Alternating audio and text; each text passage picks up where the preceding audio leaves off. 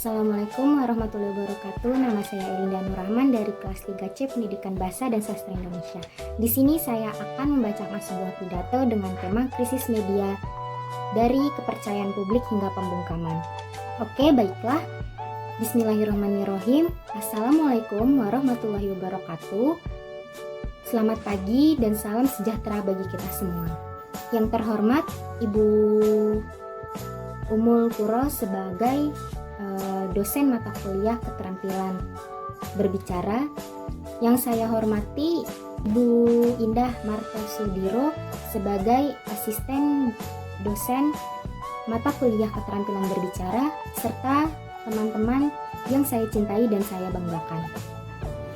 Pertama-tama marilah kita panjatkan puji dan syukur kehadirat Allah Subhanahu wa taala yang telah memberikan kita nikmat sehat dan nikmat rohani serta jasmani, serta kita dapat berkumpul di pagi yang cerah ini dalam acara pembahasan studi kasus pemberitaan penyebaran COVID-19 melalui udara, yang insya Allah acara ini akan dimuliakan Allah Subhanahu wa taala. Amin. Salawat serta salam kita curahkan kepada Nabi Muhammad SAW yang telah berperan dalam kehidupan kita pada saat ini, yaitu dari zaman penjajahan sampai ke zaman yang terang benderang pada masa sekarang ini.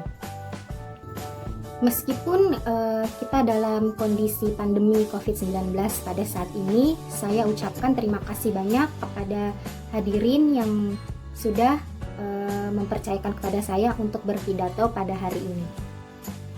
Dunia saat ini sedang dilanda oleh penyakit yang sangat mematikan, yaitu penyakit coronavirus 19 atau COVID-19. WHO juga mengumumkan bahwa coronavirus ini berawal dari provinsi Hubei, Tiongkok. WHO juga menyatakan bahwa penyakit coronavirus ini menjadi penyakit yang menyebar luas ke berbagai negara yang lain. WHO juga menyatakan bahwa COVID-19 ini bukan hanya sebagai krisis kesehatan masyarakat. Ini adalah sebuah krisis yang akan menyentuh semua sektor, dari kalangan masyarakat hingga pokoknya semua masyarakat akan dapat tertular oleh virus yang mematikan dan berbahaya ini. Dampak dari virus ini juga dapat dirasakan oleh negara kita, Indonesia. Di Indonesia sudah banyak sekali masyarakat yang terserang virus ini, sampai banyak angka kematian di Indonesia. Bahkan dari dampak virus COVID-19 ini, masyarakat banyak yang bingung dan tentang pemberitaan yang simpang siur di luar sana.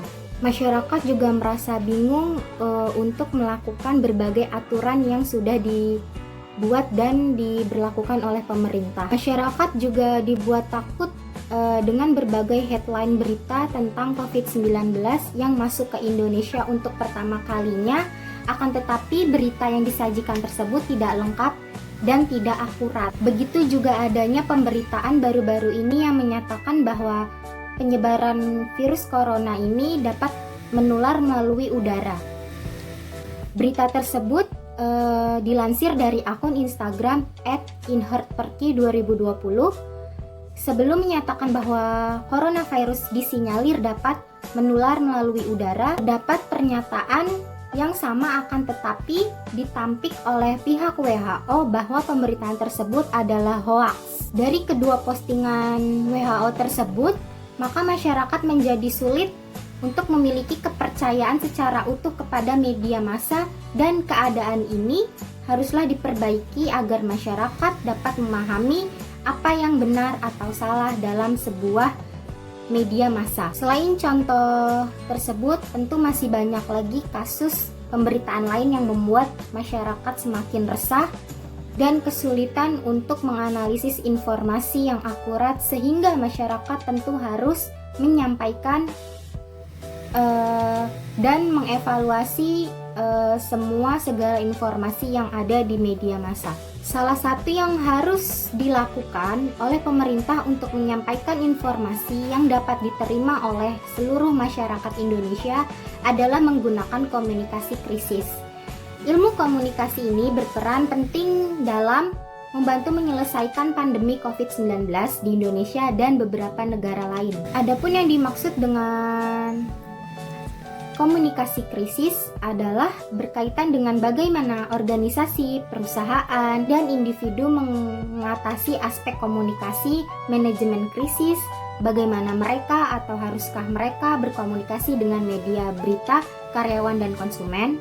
Seperti dikutip dalam covid19.go.id dan tempo.com yang menyatakan bahwa resmi dinyatakan oleh WHO bahwa COVID-19 tidak lagi hanya ditularkan lewat droplet atau air liur yang berisi virus dari batuk atau bersin, tetapi sekarang virus ini dari hasil penelitian bisa bertahan di udara melayang-layang selama 8 jam sesudah keluar dari tubuh penderita. Saat bersin atau batuk tidak lagi butuh medium atau media cairan untuk bertahan. Lalu di ruangan tertutup, virus ini akan lebih lama lagi bertahan dan lebih cepat untuk menular dan mendarat ke tubuh penderita yang baru yang akan ditularkan oleh virus ini. Maka saya akan mengimbau kepada Bapak, Ibu, serta saudara sekalian, tolong kita ikuti protokol yang semakin ketat ini, yaitu 3M. Mencuci tangan, menjaga jarak, dan memakai masker. Dalam protokol ini, kita diwajibkan untuk memakai masker. Di sini, fungsinya itu untuk mencegah penularan virus COVID-19 ini. Jadi, di Indonesia sudah ada kasus OTG atau orang tanpa gejala. Jadi walaupun orang tersebut dari fisik luarnya sehat, tapi dia di dalamnya itu sudah terdapat virus COVID-19. Jadi kita harus menjaga diri kita dengan memakai masker kemana saja, mau di dalam rumah ataupun keluar rumah. Siapa di antara kita yang masuk ke zona merah, maka kita diwajibkan untuk memakai masker dan tentunya mencuci tangan sebelum masuk ke rumah. Saya berharap semoga kita semua tidak ada yang terkena virus ini. Mari kita jaga diri kita, keluarga kita, dan orang-orang yang kita cintai agar tidak terkena virus COVID-19 yang mematikan ini. Berdasarkan penjelasan mengenai pernyataan WHO di atas, maka artikel yang menyebutkan bahwa penyebaran virus COVID-19 dapat melalui udara tersebut adalah hoax atau tidak benar adanya, karena konten itu termasuk ke dalam konten yang menyesatkan. Jadi kita sebagai masyarakat harus pandai dalam memilih berita yang mana yang benar dan mana yang salah. Demikianlah pidato dari saya. Mohon maaf apabila ada kesalahan dalam bertutur kata, dan apabila ada kesalahan saya dalam berbicara ada yang tidak berkenan di hati para pendengar. Wabillahi taufiq wal hidayah. Wassalamualaikum warahmatullahi wabarakatuh.